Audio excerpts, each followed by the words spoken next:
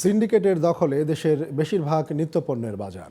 তাই আসন্ন রমজানে বাজার নিয়ন্ত্রণে উৎপাদনকারী ও আমদানিকারকদের সাথে আলোচনার বসার পরামর্শ দিয়েছেন ব্যবসায়ী নেতারা। তারা বলছেন, পণ্যের ঘাটতি মেটাতে এলসি খোলার জটিলতা কমাতে হবে। হাসান আল মামুনের রিপোর্ট। রমজান এলে নিত্য প্রয়োজনীয় পণ্যের দাম বাড়ানোর প্রতিযোগিতায় নামেন কিছু অসাধু ব্যবসায়ী। এতে চড়া মূল্যের লাগামহীন বাজারে ভোগান্তি বাড়ে সাধারণ মানুষের। রমজানে চাহিদার শীর্ষে থাকে ছোলা এবং চিনি। বাণিজ্য মন্ত্রণালয়ের তথ্য বলছে, দেশে বছরে ছোলার চাহিদা 1.5 লাখ টন। এর মধ্যে শুধু রমজান মাসেই চাহিদা থাকে 1 লাখ টনের বেশি। আর চিনির চাহিদা থাকে সারা বছরই।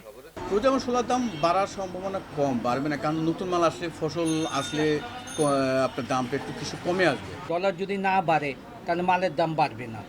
আর যদি ডলার বেড়ে যায়, কারণ আমরা তো ডলারে পেমেন্ট করতে হবে, টাকায় পেমেন্ট করা যাবে না। তো ডলার যাতে না বাড়ে, এটাই আমাদের জন্য ভালো হবে। রমজানের ছোলার মজুদ নিয়ে আমদানিকারকরা বলছেন, জানুয়ারি থেকে মজুদ বাড়বে। তবে পণ্যের ঘাটতি মেটাতে যে পরিমাণ এলসি খোলার দরকার তা হচ্ছে না। আবার কিছু এলসি খোলা সম্ভব হলেও ডলার রেট বেশি দিতে হয়। ফলে বাজারে দাম বৃদ্ধি পায় নিত্যপণ্য। যেমন সিটি গ্রুপ আছে, মেঘনা গ্রুপ আছে, টিকে আছে, আবুল খায়ের গ্রুপ আছে। এরা 30,000 40,000 টন মাল একসঙ্গে একটা কার্গো ভাড়া করে নিয়ে এসে পড়ে।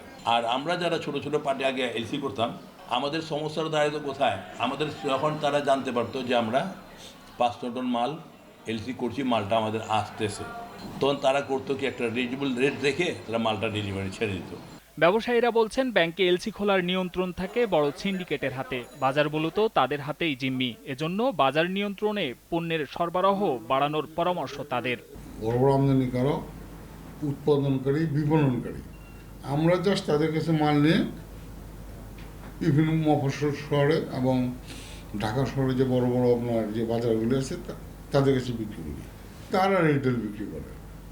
আমরা 1 কোটি ব্যবসায়ী যদি একযোগ হই, আমাদের কিছুই করার নেই। কারণ উৎস হলো আমার এই গ্রুপগুলি, পণ্যগুলি আমদানির উপর নির্ভরশীল। সেগুলো যদি বিশ্ববাজার বেশি থাকে, ডলারের দাম বেশি থাকে, তাহলে কোনো কর্মে আপনার এখানে কমবে না। রমজানে নিত্যপণ্যের দাম নিয়ন্ত্রণে উৎপাদনকারী ও আমদানিকারকদের সাথে সংশ্লিষ্ট সবাইকে আলোচনায় বসার পরামর্শও দিয়েছেন ব্যবসায়ীরা। Hasan Al Mamun, GTV news, Dhaka.